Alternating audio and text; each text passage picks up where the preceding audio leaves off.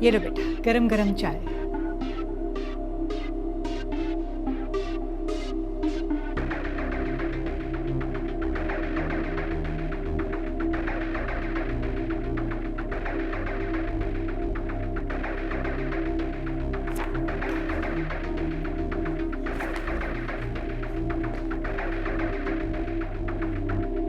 अमार बेटा।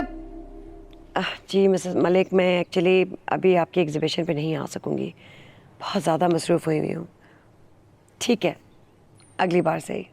ओके जी, खुदा हाफिज़। बीबी जी, मैंने सफाइयाँ सारी कर ली। अब मुझे ये बता दें कि खाने में क्या बनाऊं। रज़िया, तुम रोज़ मुझसे ये बात पूछती हो। मैंने एक स्केड्यूल बना के फ्रिज पर लगाया हुआ है, उसको देख लो और खाना बना लो। बीबी जी वो तो ठीक है, लेकिन आपको पता है ना, मैं जब भी खाना बनाती हूँ आपसे पूछ के बनाती हूँ। अच्छा ठीक है, प्लीज़ जाओ। रज़िया आप यहाँ फारिग खड़ी हुई हैं और मैं आपको पूरे घर में ढूंढ रही हूँ। 3 दिन से आपने मेरा कमरा साफ नहीं किया है, प्लीज जाके साफ कर दें। हद हो गई है काम चोरी की। रज़िया प्लीज़ जाए, इसका कमरा पहले साफ करें और फिर खाना बनाना। चलिए ठीक है बाजी, पहले मैं कमरा साफ कर लेती हूँ, फिर खाना बनाऊंगी। मामा भाई अभी तक नहीं आए? कितनी बार कहा है कि घर जल्दी आ जाया करो, तुम्हारा बीमार बाप तुम्हारा इंतजार कर रहा है, लेकिन नहीं, शहजादा है। अब तो उसने एक नई चीज शुरू की है, जब भी कोई बात करो तो कहता है मैं घर छोड़ के चला जाऊंगा। मामा वैसे आपने भी भाई को इतना तंग कर दिया कि अब वो घर छोड़ने की बातें कर रहे हैं। मैंने तंग किया हुआ है या उसने तंग किया हुआ है? क्या मैं उसको ये भी नहीं कह सकती कि तुम शादी करो? बेशक वो शादी ना करे, लेकिन मेरा हक बनता है माँ के तौर पे कि मैं उसको समझाऊं। अगर उन्होंने अभी शादी नहीं करनी है तो आप उनको फोर्स नहीं कर सकती हैं। जब तुम्हारी बारी आएगी, क्या तुम भी ये ड्रामा करोगी, अपनी मनमानी चलाओगी? ये मनमानी की बात नहीं है, ये हमारा राइट है मामा। आप कैसे हमारी मर्जी के बगैर हमें किसी के साथ बांध सकती हैं? आप एजुकेटेड है माशाल्लाह से, और फिर भी आपकी ऐसी टिपिकल सोच है। बीइंग अ पेरेंट मामा, आप हमें हमारी गलत बातों पर रोक सकती हैं, लेकिन आप अपनी मर्जी से किए हुए फैसले हम पे थोप नहीं सकती हैं।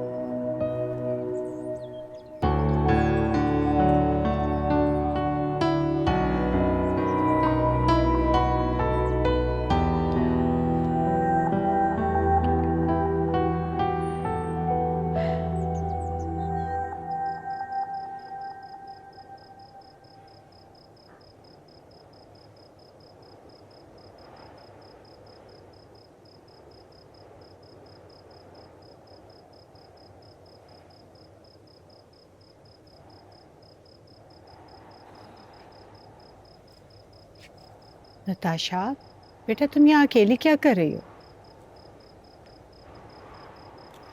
नताशा, आपने कैसे उसको इजाजत दी कि वो मेरे कमरे में आ जाए? वो कैसे मेरी गैलरी में आके मेरी चीजों को हाथ लगा के जा सकते हैं मेरी इजाजत के बगैर?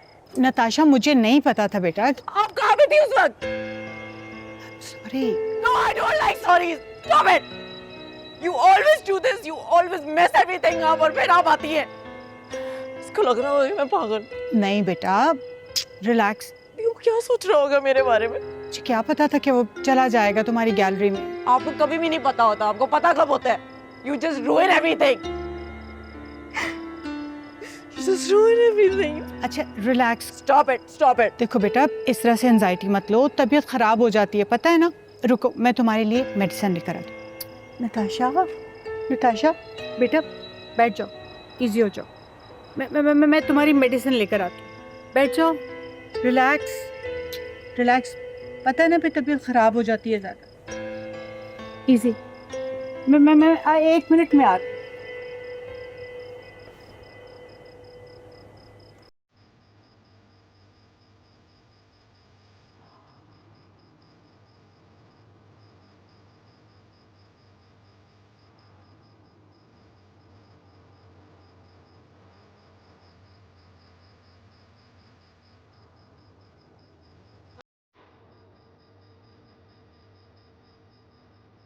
वो जो निहायत मेहरबान है, उसी ने कुरान की तालीम फरमाई, उसी ने इंसान को पैदा किया, उसी ने उसको बोलना सिखाया।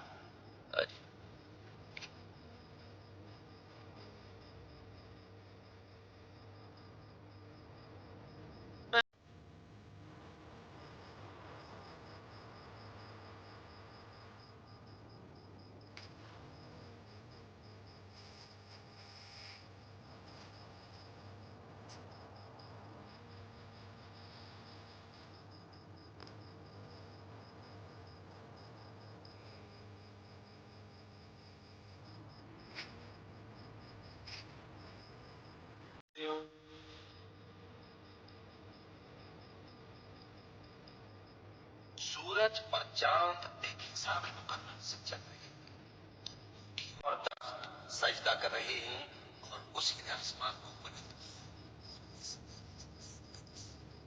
मीज़ान से तजावुज़ न कर और इंसान के साथ और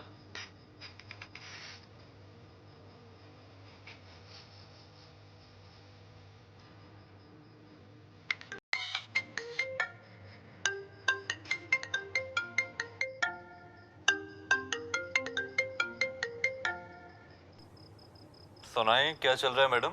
वही कुरान शरीफ पढ़ रही थी, अच्छा माशाल्लाह, कौन सी सूरत? सूरह Rahman, and I can't tell you how much refreshing this surah is. I'm feeling so relaxed and calm. ये तो है। And one more interesting thing. इसमें अल्लाह ताला ने फरमाया है कि मैंने 2 दरिया जारी किए हैं।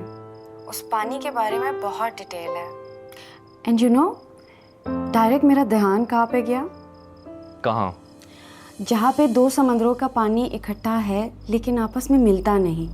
हाँ, वही जगह जहाँ 2 समुद्रों का पानी इकट्ठे बहता है लेकिन कलर डिफरेंट है। देखो ना, दुनिया में लोगों को अब आके पता चल रहा है ये सब, लेकिन कुरान में ये सब के बारे में 1400 साल पहले बताया गया है।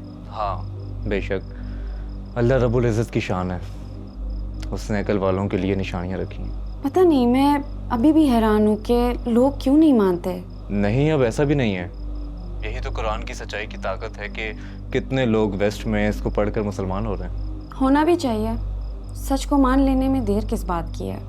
हाँ वो सब तो ठीक है, लेकिन अब तुम आहिस्ता आहिस्ता कुरान को अरबी में पढ़ना शुरू करो, और मैं कारिया से भी कहता हूँ कि वो तुम्हें अरबी पढ़ाना शुरू करे। हाँ हाँ, सीखूंगी इंशाल्लाह। फ़िलहाल तो मेरा पूरा फोकस है नमाज सीखने में, उसके बाद मैं कुरान पाक भी सीखूंगी। अच्छा अभी तुम बंद करो, मुझे ये तलावत सुनने में बहुत मज़ा आ रहा है। ओके, अल्लाह हाफिज़। Okay, good night.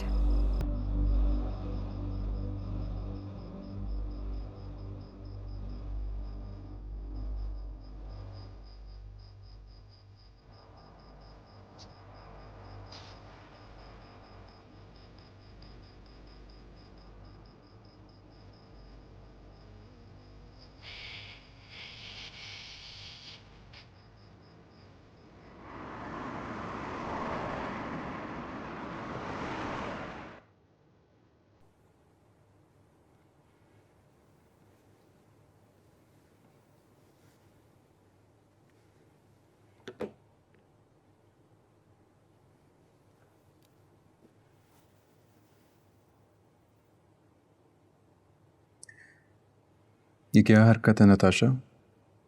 बुरा लगा तुम्हें? उस दिन तुम आए, से मिले बगैर चले गए, तुम्हें क्या लगता है मुझे बुरा नहीं लगा?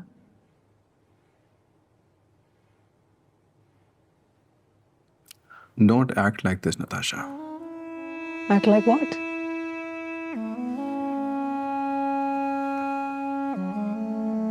तुम्हें अच्छी तरह से पता है मैं क्या बात कर रहा हूँ। नहीं, क्या किया मैंने? तुम्हें नहीं पता कि तुमने क्या किया? कुछ किया हो तो बताओ ना, क्या किया मैंने? तुम्हें नहीं पता तुमने क्या किया? नहीं। अच्छा, अपनी गैलरी में मेरी पिक्चर्स क्यों खराब की तुमने? कौन सी पेंटिंग? तुम्हें नहीं पता नताशा? ओह, वो वाली पेंटिंग। तुम्हें अब क्या ही पता होगा, इट्स एन आर्ट फॉर्म। कौन सा आर्ट फॉर्म है? मुझे भी तो बताओ। अब तुम अगर कभी टाइम निकालो अपने बिजी वर्क स्केड्यूल से, तो तुम्हें पता हो ना कि कौन कौन सी आर्ट फॉर्म्स होती हैं। फिर मैं तुम्हें आराम से बैठ के समझाऊंगी, एक बार तुम टाइम निकालो। तुमने मुझे ये क्यों नहीं बताया कि तुमने मेरा पोर्ट्रेट बना लिया? हाँ, वो तो मैंने बना के ख़राब कर दिया था क्योंकि मुझे अच्छा नहीं लगा था। तुम्हारी पेंटिंग बनाने के लिए तुम्हें मेरी आंखों के सामने आना होगा। फिर देखना, ऐसी पेंटिंग बनाओगी कि सारी ज़िंदगी याद रखोगे। बैठो तुम्हारे सामने, बनाओ। I'm an artist, not your slave. Okay. अच्छा छोड़ो ना ये सब, Let's just go out for coffee। मैं यहाँ तक आई हूँ इसलिए कि तुम मेरे साथ कॉफ़ी पे जाओगे। चलो उठो। जाओ, मुझसे क्यों पूछ रही हो? मैं क्या करूंगी अकेले जाके? प्लान तो यही है ना कि तुम मेरे साथ आओगे, इसीलिए मैं जाऊंगी। तुम्हारे बगैर मैं वहां पे क्या करूंगी? नताशा, मैंने नहीं जाना, तुम अकेली चली जाओ। तुम्हारे बगैर मैं क्या करूंगी? नताशा देखो, मैं आखिरी बार में बहुत प्यार से बता रहा हूँ, खुद भी समझ लो और अपनी मॉम को भी जाकर समझा दो कि ना जोर डाले मॉम और डैड पे। वो मॉम और डैड को प्रेशराइज करते हैं तो वो लोग मुझे शादी के लिए प्रेशराइज करते हैं।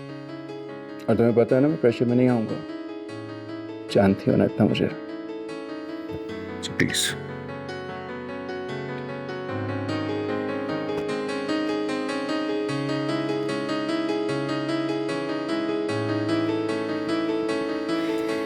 स्टॉप इट नताशा, हद होती है।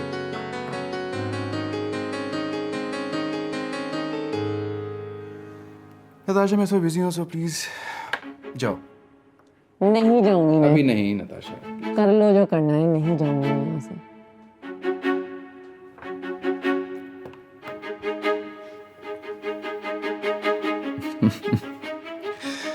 ओके नताशा, मेरी एक इम्पोर्टेंट मीटिंग है, so I have to leave. And just by the way, you can have tea और कॉफी, व्हाटएवर यू लाइक। चलता हूँ।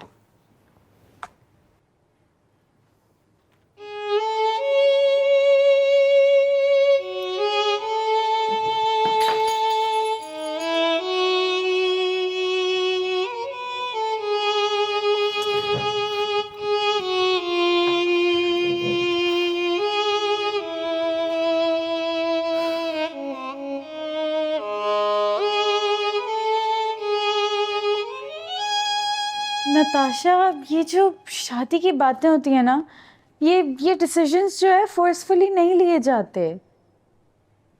तुम तो एजुकेटेड हो, तुम्हें तो ये बात समझनी चाहिए। और देखो ना नताशा, तुम लोगों की पहले कितनी अच्छी अंडरस्टैंडिंग थी, तुम लोग हंसी मजाक करते थे, कितने कितने अच्छे से रहते थे तुम लोग। और अब देखो, जब से शादी की बातें शुरू हुई हैं, तुम लोग की वो अंडरस्टैंडिंग ही नहीं रही, एक डिस्टेंस आ गया है। प्लीज़ अपने आप को भी टाइम दो और भाई को भी थोड़ा टाइम दो।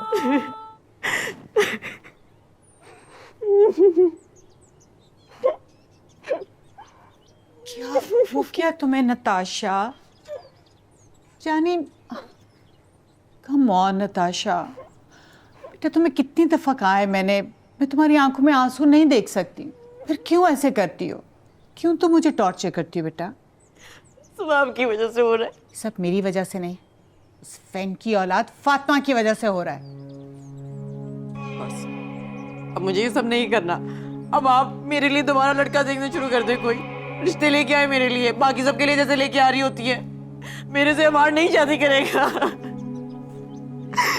अम्मार की अगर कोई दुल्हन बनेगी तो वो हो तुम, वरना कोई भी नहीं। तुम देखना कैसे मैं उनसे इंतकाम लेती, कैसे उनकी खुशियां गमों में बदलती हैं बेटा।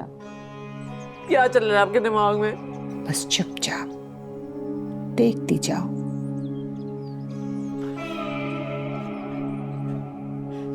मुझे नहीं बनना आपकी स्कीम का पार्ट।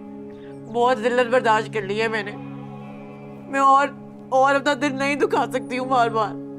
बस करो ना बेटा, मिना मेरी जान, मत रो, मैं हूं ना तुम्हारे पास। Come on, don't be silly. जाओ जाके अच्छा सा फ्रेश हो के आओ, मैं तुम्हारे लिए ऑरेंज जूस लेकर आऊं। जाओ मेरे बेटा, बी स्ट्रॉन्ग, ओके?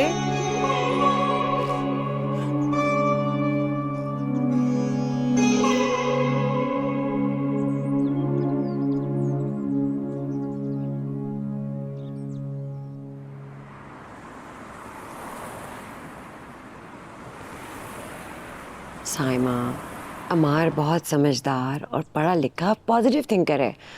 उस तरह की छोटी छोटी बातों पे तवज्जो नहीं देता। तुम बिला वजह परेशान हो रही हो। तुम्हारे इसी पॉजिटिव थिंकर लड़के ने ये बात खुद नताशा से कही है। नहीं नहीं, नताशा को ज़रूर कोई गलत फहमी हुई होगी। मैं इसके बारे में आज उससे पता करती हूँ। वो आएगा ना, मैं खुद पूछ लूँगी। सीमी, अगर कुछ पूछना ही है ना तो उससे कोई काम की बात पूछो। उससे पूछो कि शादी का क्या प्लान है, ताकि उसी हिसाब से हम शादी की तैयारियां करें। I mean just put an end to the story. तुम सही कह रही हो, देर करने से तो नुकसान ही होता है, फ़ायदा नहीं होगा। बस आज जहांगीर आते हैं ना, तो मैं उनसे कहती हूँ मार से फाइनल करें। अच्छा फ्रूट तो लो, तुम बहुत मुझे पुल डाउन लग रही हो। मुझे लगता है तुम अपना बिल्कुल ख्याल नहीं रख रही। खैर, एक सिंगल पेरेंट की स्ट्राइफ और इकलौती औलाद का गम तुम नहीं समझ सकते। Forget it. ऐसे नहीं कहो, टेंशन नहीं लो, मैं सब संभाल लूंगी। अमरूद खाओगी? चलो मैं काट के देती हूँ।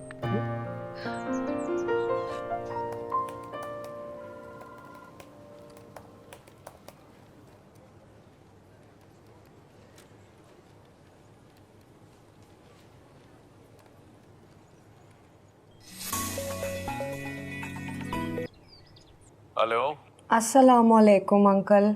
वसाम, मैं तुम्हारे बारे में ही सोच रहा था जी। और सच पूछो तो तुम्हारे मुंह से अस्सलाम वालेकुम सुनकर बहुत खुशी होती है, दिल से दुआएं निकलती हैं। मैं तुम्हें ही याद कर रहा था। कैसी है मेरी बेटी? आपको मैं मिस कर रही हूँ। आप एक दिन ऑफिस आते और अगले 2 दिन आप नहीं आते ऑफिस। क्या बताऊं बेटा, घर में बहुत से मसाइल जो इन लोगों ने फैलाए हुए हैं, बस उन पे काबू पा लूंगा जल्दी। आप प्लीज़ अगेन अपने आप को ऐसे किसी काम में ना फंसाए कि फिर आपकी तबीयत कोई ख़राब हो जाए। हाँ बेटा, बस थोड़ी आदत होगी है घर में रहने की, बस लेट मी हैंडल दैट, हो जाएगा। अच्छा ये बताओ कि अम्मार का काम कैसा चल रहा है? कुछ दिल लगा उसका या नहीं? दिल लगाने का तो मुझे पता नहीं, लेकिन फोकस भरपूर कर रहा है वो, और आइडियाज़ बहुत अच्छे, मेहनत भी बहुत अच्छा कर रहा है। हाँ ये तो बहुत अच्छे साइन है, गुड प्रोग्रेस। अब ऐसा तो नहीं है ना कि आप अम्मार को ऑफिस दे दें और फिर उसके बाद आप खुद अपनी रिटायरमेंट ले लें। अगर ऐसा कुछ है तो आपने मुझे बता देना है। क्यों, तुमने फिर से चाइना जाने का इरादा तो नहीं कर लिया? अब तक तो नहीं किया, लेकिन मुझे लगता है अब मुझे सोचना पड़ेगा। जाहिर है मैं यहाँ पे रुकी हुई थी बिकॉज आपको मेरी ज़रूरत थी। जरूर तो बेटा तुम्हारी हमेशा से रही थी। माना कि फैंग से रिश्ता मेरा खूनी नहीं था, लेकिन एक रूहानी ताल्लुक था, वो हमेशा रहेगा। अच्छा चलो मैं प्लान करता हूँ इसी वीक से कि मैं चक्कर लगा लिया करूँ, वरना यूं घर पड़ा रहा तो बीमार हो जाऊंगा। ओके अंकल, मैं अभी फ़ोन रखती हूँ, तो I will visit you on Sunday. इंशाल्लाह बेटा, you take care. Okay uncle, अल्लाह हाफिज़।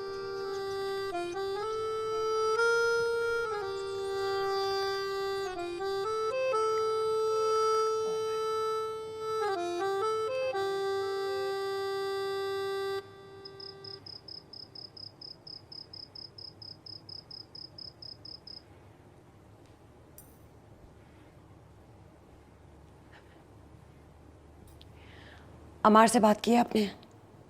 किस बारे में? आपको पता नहीं है? कितनी बार बताऊं, तुम्हारे सामने है। हौसला रखो, मान जाएगा। तुम दोनों बहनों का बस नहीं चल रहा, वरना आज ही अमार का निकाह पढ़ा दो। मैं एक बात कहूं, मुझे लगता है आप और अमार मिले हुए हैं, हम दोनों बहनों को बेवकूफ बना रहे हैं। और ये तुम सब इसलिए कह रही हो कि तुम्हारा आजकल उठना बैठना ज्यादा साइमा के साथ है। आप मेरी बहन के बारे में कैसे सोचते हैं? हमको जरा भी हमदर्दी नहीं है मेरी बेवा बहन से। हमदर्दी है, इसीलिए हर जायज और नाजायज बर्दाश्त कर रहा हूँ। क्या नाजायज आपसे मरवाया गया है? उस दिन उसके घर में माफी तलाफी करने लगी थी, क्या वो सही था सीमी? अब मैं समझी, आप तो चाहते ही नहीं ये रिश्ता हो, वरना आपके कहने पे अमार ऑफिस चला गया है, तो आपके कहने पे शादी क्यों नहीं कर रहा? Come on, Simi. Behave yourself. I should behave myself. एक तो मेरी बहन से कोई दुश्मनी की हुई है, उसकी मियाँ को भी माफ नहीं किया, उसकी बेटी के लिए भी आगे हाथ नहीं बढ़ा रहे, और मेरी किसी बात की तो अहमियत ही नहीं है। आप और अमार सारे घर के डिसीजन ले लो, मेरा क्या फायदा है?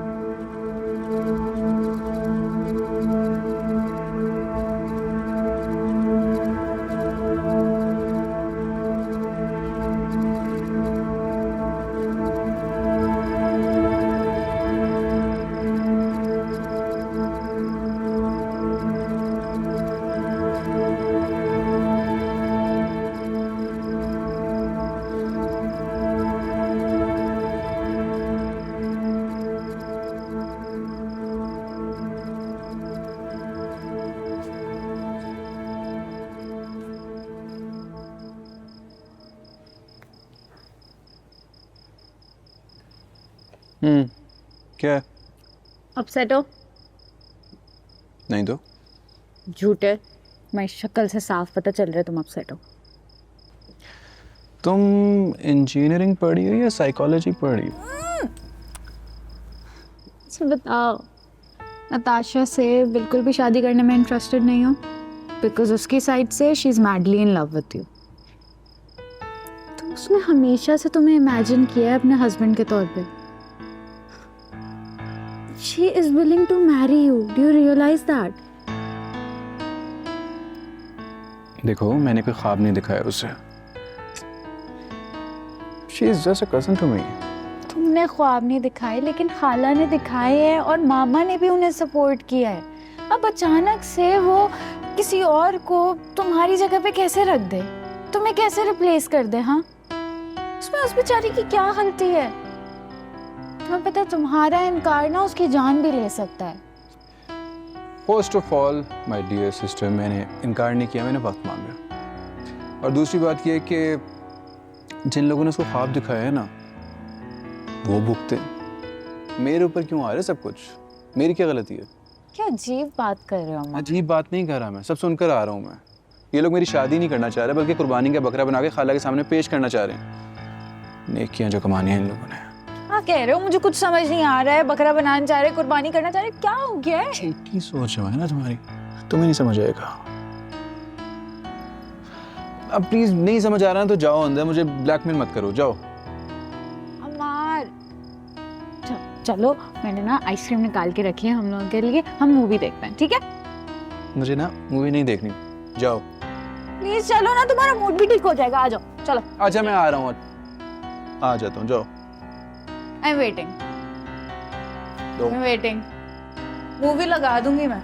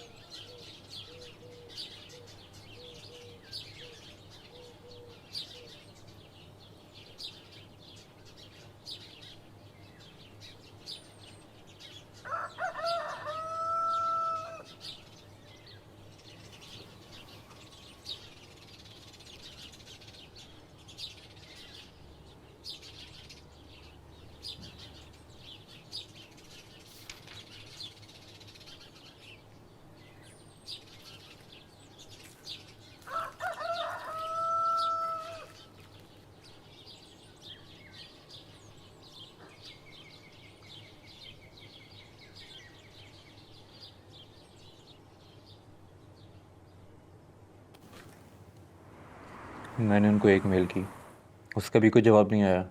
फिर दूसरी मेल की, ओके उसका भी नहीं आया जवाब। फिर मैंने उनको टॉप अर्जेंट करके सेंड किया, देन फिर भी नहीं आया। कैसे लोग हैं? एग्जैक्टली। ओ, मेरी असर की नमाज की टाइम हो गई है, मैं जा रही हूँ। अब भी अजान भी नहीं हुई है।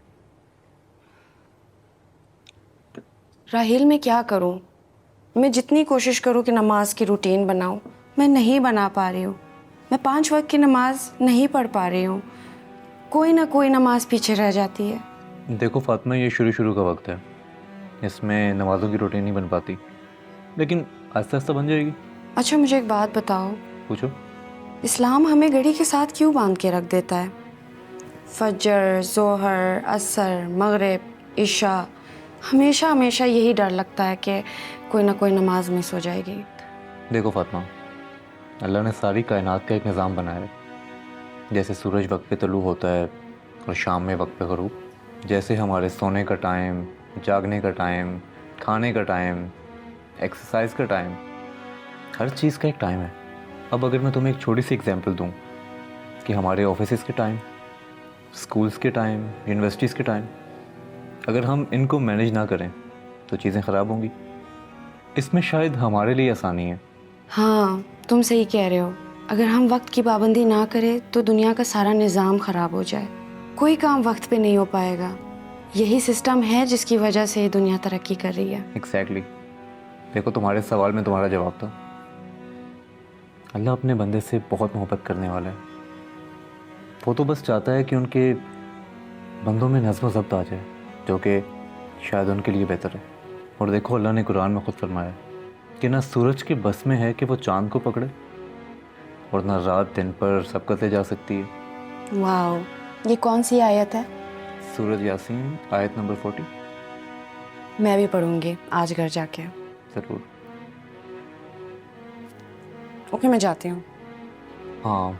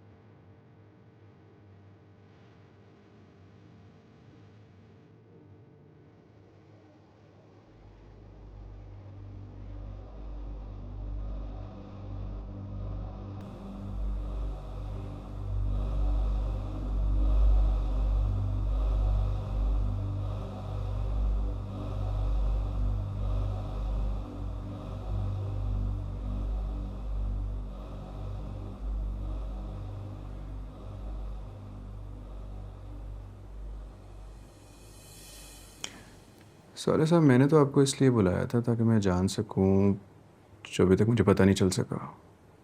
आखिर ऐसा क्या हुआ था नताशा के डैड और डैड के दरमियान जो मुझे पता नहीं चल सका? जहांगीर साहब ने वहीद साहब को अपना समझ के कारोबार में शामिल किया, उनको पैसों का सारा इंतज़ाम दिया, और वहीद ने जहांगीर साहब की गैर मौजूदगी का फ़ायदा उठाते हुए अकाउंट्स में हेरा फेरी करके 10 करोड़ रुपए का गबन किया। तो ये सब कुछ डैड को कैसे पता चला? वो तो यहाँ थे ही नहीं। फैंक साहब ने बताया, वरना जहांगीर साहब को तो पता ही ना चलता और ये फ्रॉड का सिलसिला यूं ही चलता रहता। जहांगीर साहब ने तो उन्हें माफ़ भी कर दिया और जेल जाने से भी बचा लिया। बस कारोबार से बेदखल कर दिया था क्योंकि अब दोबारा एतमाद के काबिल नहीं रहे वही साहब, और जिस घर में अब वो रह रहे हैं वो घर भी उनके हवाले कर दिया ताकि उनकी फैमिली उसमें रह सके। लेकिन इस सब में डैड का क्या कसूर है? खाला और मॉम उन्हें क्यों कसूरवार समझती है? ये तो नहीं मैं जानता कि बेगम साहिबा क्या सोचती हैं। हाँ, ये मैं ज़रूर समझता हूँ कि बड़ी बहन छोटी बहन के दुख को महसूस करती है उसके बुरे हालात की वजह से, और शायद बेगम साहिबा भी अपनी छोटी बहन का दुख महसूस कर रही हैं। इन सब में जहांगीर साहब का क्या कसूर है? उन्होंने तो नेकी ही की है। कहीं वहीद अंकल की डेथ का लिंक इस सब से तो नहीं है? नहीं सर, 1 साल पहले ही वहीद को ऑफिस से निकाल दिया था और वैसे भी उनकी कुदरती मौत हुई है। हाँ, ये तो मुझे आइडिया है। उन्हें हेपेटाइटिस था। मॉम के साथ में जाता था हॉस्पिटल। मॉम खाला की हेल्प करती थी, पैसे वगैरह भी दे देती थी उनको। हालांकि सर जहांगीर साहब ने तो उनकी फैमिली को घर भी दे दिया, और शायद यही बात जहांगीर साहब का जुर्म बनी कि उन्होंने वहीद की फैमिली को ये सब कुछ क्यों दे दिया। स्ट्रेंज। सर अब आप खुद ही देखें जहांगीर साहब का इसमें क्या कसूर है।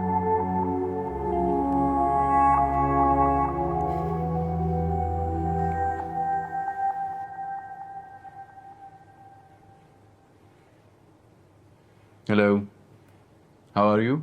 अस्सलाम वालेकुम। वाह, वालेकुम अस्सलाम। कैसी हैं आप? मैं ठीक। तो बताओ, कहाँ गायब हो? क्या चल रहा है?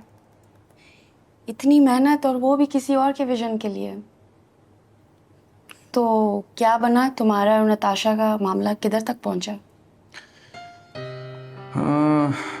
She is still upset. तो फिर तुम कोई फैसला कर क्यों नहीं लेते? At least take a decision and move on. कैसे फैसला लूँ? हर एक को जा जा के समझाऊँ कि अभी मुझे शादी नहीं करनी, अभी मैंने करियर सेट करना है अपना। तो फिर हाँ या ना कुछ तो कहना पड़ेगा ना। आई टोल्ड यू ना, I am not interested in her. Cousin है मेरी, दोस्त ज़रूर है, लेकिन इस तरह की फीलिंग्स नहीं है। अगर तुम लोगों की फैमिली ने ये सेटअप ऐसे बना ही लिया है तो उसमें नताशा का क्या कसूर है?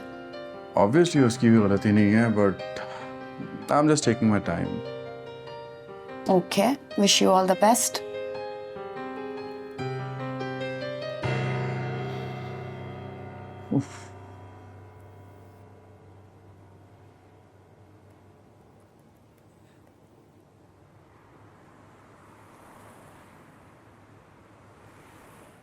ये इश्क है या जुनू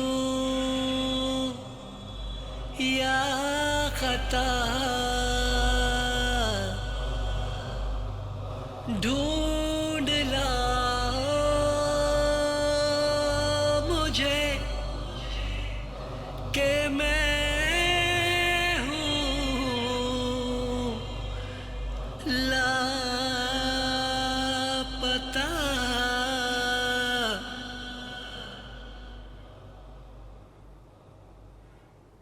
मुझे ना यार तेरी हालत पे अफसोस होता है। पैसा है पर तुझे चाहिए नहीं, रिश्ता है और तुझे करना नहीं। वो सियाने कहते हैं ना कि अल्लाह ताला अगर नेमत दे तो उसे इस्तेमाल करने की तौफीक भी दे। मैं तुझे क्या समझाऊं और तुझे क्या समझ आएगी?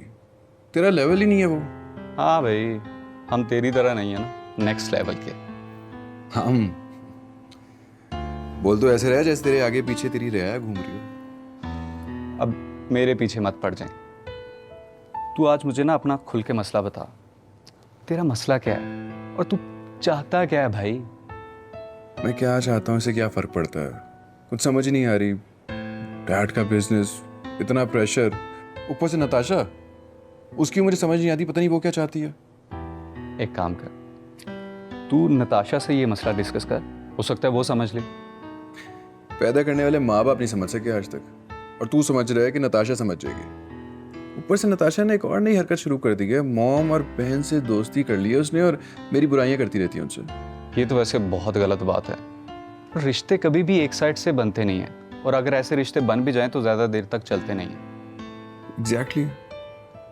हालांकि मैंने अभी तक इनकार नहीं किया, बस मैंने उसे कहा है कि वेट करो, टाइम दो मुझे, आई नीड सम टाइम। अमार सुन, अब ध्यान से सुन। तू सबसे बड़ी यही गलती कर रहा है जो डिले पे डिले किया जा रहा है। तू सीधा सीधा कोई फैसला क्यों नहीं लेता, चाहे वो हाँ है या ना है? कोई एक फैसला ले और बस डन कर।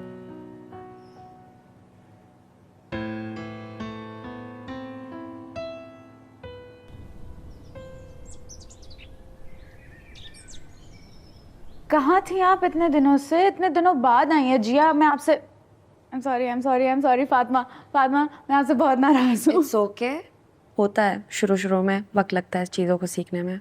नहीं है, honestly I am trying my best and it's just I am sorry. खैर, एनीवेज मुझे बताओ कि आजकल कौन सा किताब पढ़ रही हो तुम? कुछ भी नहीं, सेम ओल्ड। आजकल मैंने बुक्स पढ़ना बंद कर दिया है and I am reading plays and I have been reading this amazing play and you need to guess which one. Don't tell me कि तुम शेखोव की द थ्री सिस्टर्स पढ़ रही हो। You got it? Did you read it? Oh my God. It's amazing. The way he explained this intense emotions into very simplified manner. Wow, amazing. Yeah. And honestly, like उन तीनों बहनों की life जैसे change हो जाती है उनके father की डेथ के बाद। उनकी इतनी स्ट्रगल्स, इतना difficult time, it was honestly so painful to read. Like reading shouldn't be painful, right? But it was. I could empathize with them. Exactly. This is how life is. And you know how they were going back to their hometown और वहाँ पे उनकी भाभी, मतलब मुझे हंसी आ रही थी ये सोच के कि वहाँ पे भी ऐसा हो सकता है। Anyways, आप बताएं, आप क्या पढ़ रही हैं आजकल? मैं आजकल ये कोई आम किताब नहीं पढ़ रही हूँ। क्या मतलब है आप ये सब नहीं पढ़ रही हैं, आप और कोई बुक ना पढ़ें? That is honestly very surprising. ऐसा नहीं हो सकता, बताएं। मैं दुनिया की सबसे अजीम किताब पढ़ रही हूँ आजकल। Oh, that's great. How's that going for you? Actually, honestly, like you have been seeing me, right? It totally changed me as a person. It changed my whole persona. मैं बिल्कुल एक मुख्तलिफ इंसान हो चुकी हूँ और मैं काफ़ी मुतमईन हूँ अपने साथ। Vic, you look satisfied. You have this peace on your face, so yeah. अल्हम्दुलिल्लाह। लेकिन मैं फिर भी नाराज हूँ, आप काफी दिन बाद आए हैं, so. इट्स ओके, अब आ गई हूँ ना मैं। Do you want to have some biscuits? ना, I am good. Do you want something? मैं लेकर ना, आऊँ? आई एम गुड, ये लो।